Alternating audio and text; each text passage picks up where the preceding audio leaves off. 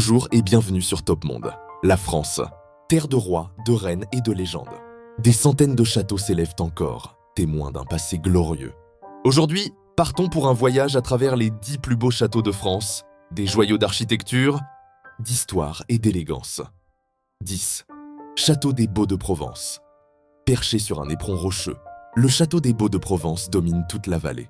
Ses ruines majestueuses rappellent la puissance des seigneurs provençaux du Moyen-Âge. Et le coucher de soleil sur les Alpilles y est tout simplement magique. Château de Chantilly. À seulement quelques kilomètres de Paris, Chantilly allie élégance et art. Son musée abrite l'une des plus belles collections de peintures anciennes. Et son parc, signé le nôtre, est un chef-d'œuvre à lui seul. Ah, et n'oublions pas la fameuse crème Chantilly. 8. Château de Haut-Königsbourg, direction l'Alsace.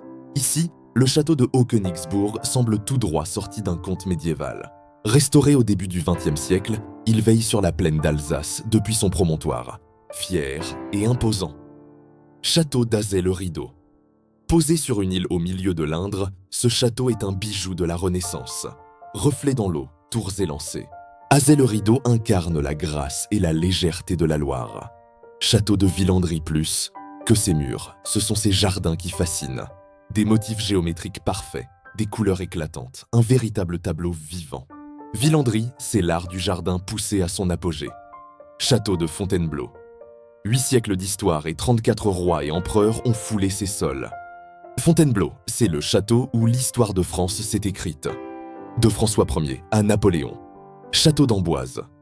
Surplombant la Loire, Amboise fut une résidence royale emblématique.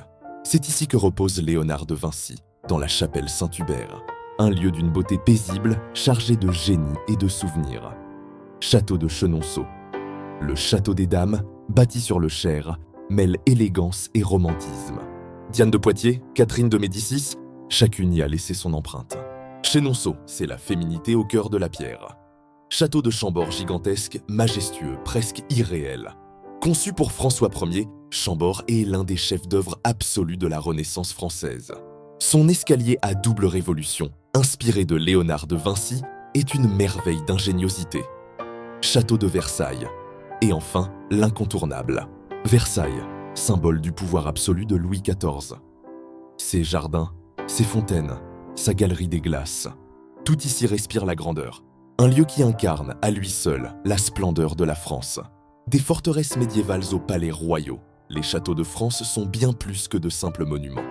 Ce sont des fragments vivants de notre histoire, des témoins éternels du rêve français.